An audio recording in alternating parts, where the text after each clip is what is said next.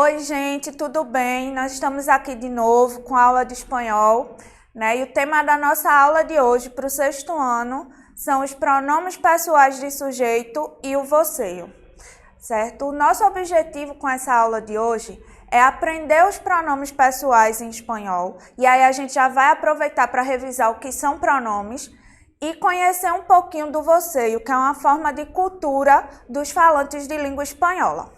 Como a gente falou na aula anterior, né, eu gostaria de deixar para vocês algumas dicas, que é sempre que vocês puderem, façam as anotações de todas as dicas e conhecimentos que estão sendo passados aqui para vocês, para que depois vocês possam revisar, para não esquecer o assunto, né, porque aprender é revisar. Então vamos lá. Eu gostaria de trazer para vocês hoje as 8 vantagens da gente aprender um novo idioma, né? A gente não aprende só um idioma para ter uma matéria a mais para o professor dar uma nota ou não, né? Aprender um novo idioma é muito importante porque ele nos ajuda na inter-relação, né? Na relação interpessoal, com as pessoas, a conhecer novas culturas. Ele ajuda o nosso cérebro a se desenvolver melhor, né? A gente consegue ampliar a capacidade do nosso cérebro, e por incrível que pareça, isso ajuda no futuro, quando a gente tiver mais velhinho, porque ajuda a prevenir o Alzheimer. A gente está sempre estimulando áreas do nosso cérebro, né? E aí acaba que quando a gente está mais velho, a gente não fica com problemas de memória. Ele ajuda a expandir as nossas oportunidades, como eu falei na aula anterior, né? Muitas empresas, elas prezam por funcionários que falem mais de um idioma, e a gente aumenta a nossa capacidade de multitarefas. O que é isso? Sempre que a gente estimula o nosso cérebro, a gente aumenta a nossa capacidade de fazer várias tarefas diferentes e até ao mesmo tempo. Então, essa aula de espanhol, como a aula de inglês, né, sempre as aulas de idioma, elas vão ajudar vocês não só a aprender um novo idioma, mas a exercitar o cérebro. Então, vamos lá. Como eu havia dito, a aula de hoje são sobre os pronomes pessoais. E o que danado é pronome pessoal, professora? Os pronomes pessoais, eles designam os participantes do discurso. E quem são esses participantes do discurso? Primeiro, a gente precisa entender que discurso aqui não tem nada a ver com estar em cima de um palanque, com um microfone na mão, falando para um monte de gente. Isso também é discurso, mas é um outro tipo. Né? Sempre que a gente fala de uma conversa, a gente se refere a isso como discurso. Então, quem são os participantes desse discurso? Então, quem são essas pessoas do discurso? Quem são esses participantes do discurso? A gente tem a primeira pessoa do discurso, que é aquele que fala. No caso da nossa aula, a primeira pessoa do discurso sou eu, a emissora da mensagem, aquela que está dando a mensagem a vocês. A segunda pessoa do discurso é quem recebe essa mensagem, é o receptor. Então, nesse caso da nossa aula, vocês são os receptores.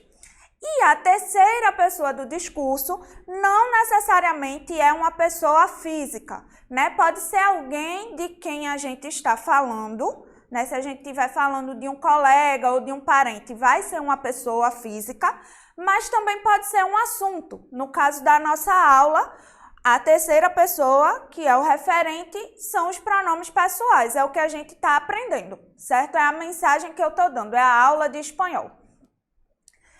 Isso em qualquer idioma, tá, gente? A gente tem essas pessoas do discurso, tanto em espanhol, quanto em inglês, em português, em alemão, qualquer idioma que você for estudar.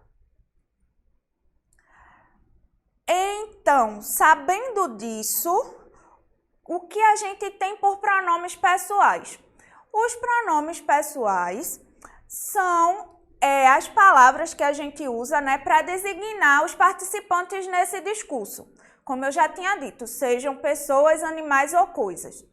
E eles permitem que nós façamos referência a esses elementos sem necessidade de estar nomeando o tempo todo. Por exemplo, meu nome é Vanessa, então a gente está falando, a Vanessa foi ao shopping. E aí, para eu não dizer de novo, Vanessa foi à praça de alimentação, eu digo, Vanessa foi ao shopping, ela foi à praça de alimentação. Então, esse ela é o nosso pronome, que está se referindo à pessoa do discurso, certo? E aí, eu trouxe alguns exemplos em espanhol que nos ajudam a visualizar esses pronomes dentro de frases, certo? Ayer eu fui a comprar papas. O pronome yo. E aí a gente vai ver um pouquinho mais lá na frente quais são os pronomes, tá? E a tradução dessa frase é: ontem eu fui comprar batatas. Minha hermana tiene 3 años más que yo. Minha irmã é 3 anos mais velha que eu. Então, yo seria o nosso pronome pessoal, que em português seria o nosso eu, certo? Ella es una chica estupenda. Ela é uma garota incrível. E a nosotros nos gustan los deportes. Nós gostamos de esportes. Certo? Então, o pronome, ele sempre, nesse caso dos pronomes pessoais, ele sempre vai estar se referindo às pessoas do discurso, sobre quem a gente fala ou quem está falando, certo? Ou sobre o que a gente fala. Isso é importante que vocês vejam e aprendam, porque isso não ajuda só em língua espanhola, isso é uma revisão geral, né, que ajuda em outros idiomas também. E antes de a gente seguir adiante, eu queria só deixar um recadinho para vocês, que a princípio nós estamos tendo as nossas aulas, né, como vocês podem perceber, em língua portuguesa, e os textos também estão em língua portuguesa em sua grande maioria, para que facilite, né, a vida de vocês e a gente vai se acostumando. Mas futuramente a gente vai começar a trazer mais material em língua espanhola, falar mais em língua espanhola, para que vocês também possam acostumar o ouvido de vocês a escutar esse idioma. E aí a gente segue, e agora a gente vai conhecer os pronomes pessoais em língua espanhola. Né? Então, a gente tem a mesma estrutura da língua portuguesa. A gente tem um pronome dividido em número, que é singular e plural. E alguns pronomes também têm um gênero diferente, masculino e feminino. E aí a gente tem as pessoas do discurso, que é aquilo que eu havia falado. Né? Os pronomes, eles fazem referência às pessoas do discurso. Então, a gente tem primeira, segunda e terceira pessoa do singular e primeira, segunda e terceira pessoa do plural, certo? Então, eu vou pedir aos meninos para aumentarem a tela para a gente ver quais são os pronomes. Primeira pessoa, yo. Segunda pessoa do singular, tu ou vos. Terceira pessoa, a gente tem ele, ella e usted. Aí a gente passa para o plural. Temos nosotros e nosotras, vosotros e vosotras, ellos, ellas e usted. É importante vocês perceberem 2 detalhes aí. Na primeira e segunda pessoa do plural, nós temos uma forma para o feminino e uma forma para o masculino, o que não acontece em língua portuguesa, né? Porque em língua portuguesa nós temos nós e vós, tanto para o feminino como para o masculino. Em espanhol a gente tem essa diferença. E outra coisa que é muito importante são os acentos gráficos que existem nos pronomes. Se vocês verem, ó, aí tem tu e ele tem acento agudo. Professora, isso faz diferença? Muita. Às vezes a gente acha que um acento não vai fazer diferença na palavra, mas faz bastante. Por quê? Em espanhol, quando eu tenho o tu sem acento, ele é um outro tipo de pronome, que não é o pronome pessoal. E a gente vai ver isso futuramente.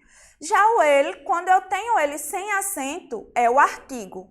E quando eu tenho ele com acento, é o pronome. Então, isso dentro de uma frase faz toda a diferença, certo? Então, a gente precisa se atentar a esses detalhes. Se vocês viram na tabela anterior, as palavras usted e ustedes tinham um asterisco em cima para a gente prestar bastante atenção nela.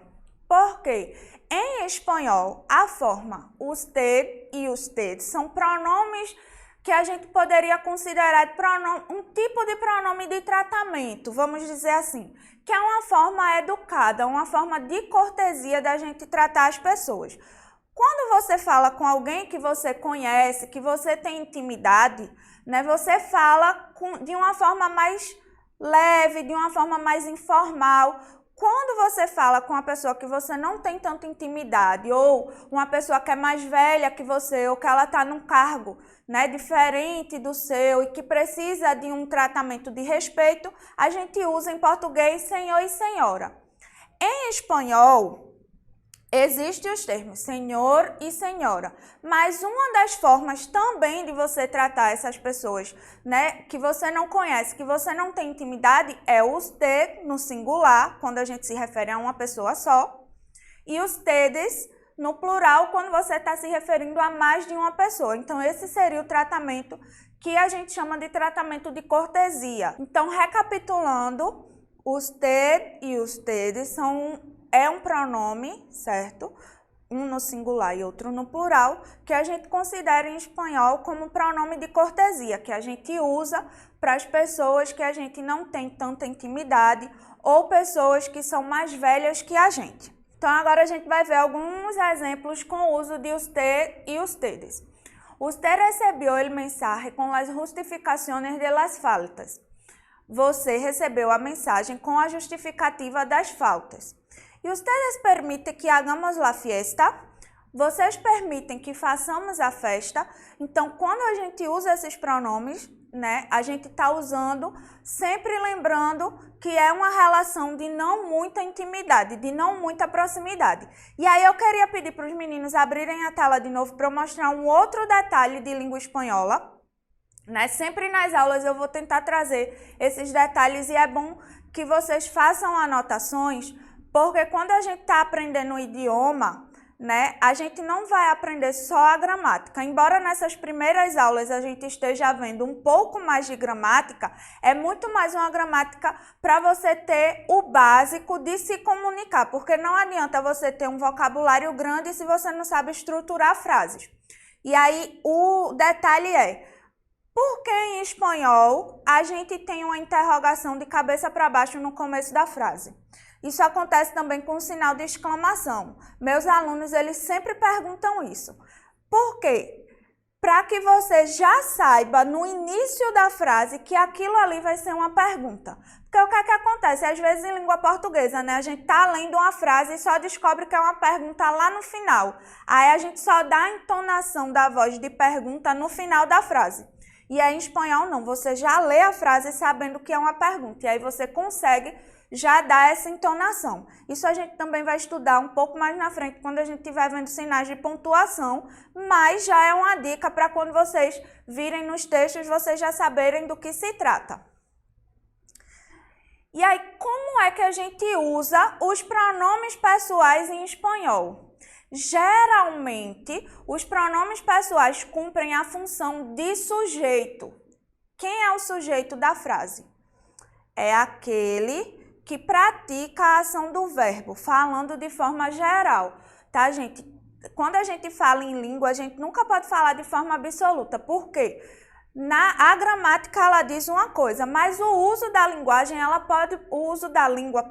pode permitir outras formas de falar, certo? Então, por isso que eu digo que os pronomes pessoais, geralmente, na maioria das vezes, eles são usados como sujeito, que é aquele que pratica a ação do verbo, né? De grosso modo falando.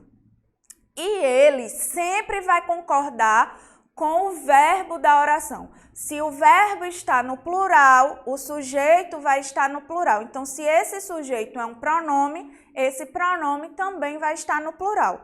Se o verbo está no singular, logo o sujeito vai estar no singular. E aí, se esse sujeito for um pronome, o pronome estará no singular.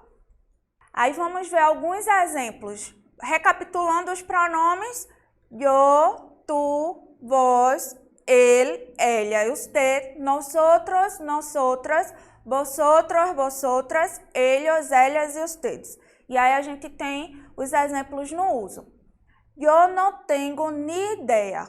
E aí você pode perceber que o verbo dessa frase é tengo, que é o verbo ter em português. Então, se eu digo eu, então eu digo tengo, por quê? Tá em primeira pessoa do singular. E aí, se a gente omite esse pronome, você continua sabendo quem é a pessoa que está falando. Por exemplo, eu posso dizer, eu não tenho ni ideia, e aí você vai saber que sou eu, ou eu posso dizer, não tenho ni ideia. Então, o verbo tenho, pela terminação do verbo, você vai saber que se trata da primeira pessoa do singular. E quem é a primeira pessoa do singular? Eu, certo? E aí a gente tem o tu e o vos. E tu que necessitas? Vos tenés razão. Então, deixa eu traduzir essas frases para vocês, porque aí a gente já sabe do que a gente está falando. A primeira frase, eu não tenho nem ideia, é eu não tenho nem ideia. E tu que necessitas? Você necessita do quê? Né? Vos tenés razão. Você tem razão. Ella es la jefa.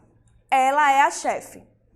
Usted necessita algo mais? Você necessita de mais alguma coisa? Lembrando que quando eu estou traduzindo, eu digo o você, né, em português. A gente pode traduzir o usted como você, porque em português a gente também usa o você como uma forma de falar com pessoas que a gente não tem tanta intimidade, uma forma que a gente pode dizer que é um pouco mais formal, né? Então a gente pode traduzir isso como você. E aí nós temos nosotras nos marchamos ya, que significa nós vamos embora agora, certo? Vosotros sois de aqui, vocês são daqui. Ellos não tienen las llaves, eles não têm as chaves. E ustedes esperem fuera, por favor. Vocês esperem lá fora, por favor. Então, esses são alguns exemplos de uso dos pronomes de língua espanhola, né, os pronomes pessoais. E quando a gente começar a estudar verbo, vocês vão ver que os verbos também ajudam a identificar os pronomes, porque como na maioria das vezes os pronomes pessoais, eles cumprem o papel de sujeito, pela conjugação do verbo, a gente consegue definir quem são esses pronomes. E aí tem uma coisa que é muito legal e muito importante para a gente aprender quando está estudando espanhol, né? Que eu sempre digo assim, quando a gente estuda um idioma, a gente não estuda só a gramática, a gente estuda a cultura. Cultura é a identidade de um povo. Então, é muito importante esses detalhes que a gente aprende. Às vezes a gente acha assim, poxa, o professor está trazendo um monte de coisa que não tem nada a ver, eu nem moro nesse país, mas é uma forma de você conhecer a cultura daquele povo. E conhecendo a cultura daquele povo, você conhece o povo também, certo? Então, nos pronomes pessoais, a gente tem uma forma de fala, né? A gente tem uma característica cultural do uso dos pronomes que a gente chama de você. Que danado é você, professora?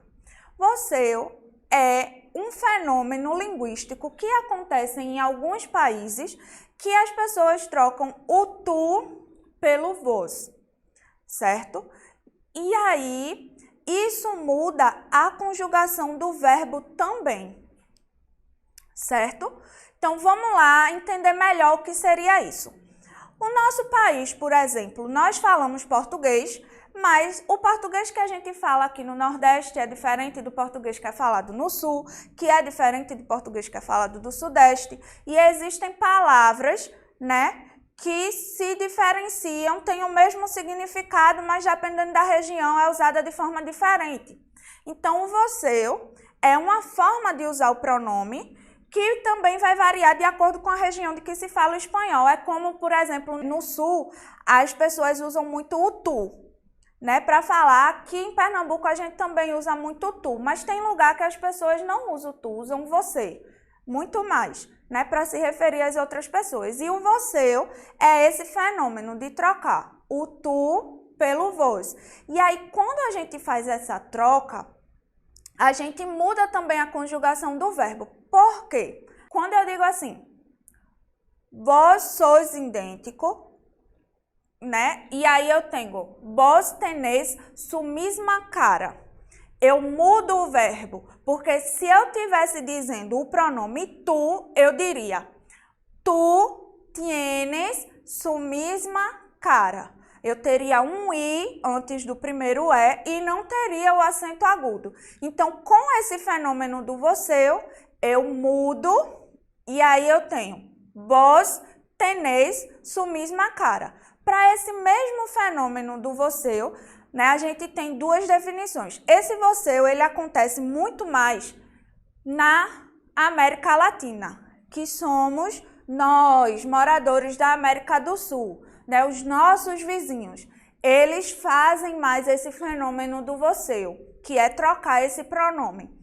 Mas esse fenômeno do você, ele começou lá com você o espanhol, que era da expressão vuesa merced, que aí vem o vos sois com o i, que é a conjugação correta do verbo, e aí com a mudança do tempo, né, com o passar do tempo, a língua ela vai mudando e aí ficou vos sois, vos tenéis, vos habláis. E aí quando a gente for estudar os verbos, a gente vai ver que sempre vai ter uma conjugação do verbo para tu e uma conjugação do verbo para vós, mesmo que sejam a mesma pessoa do discurso.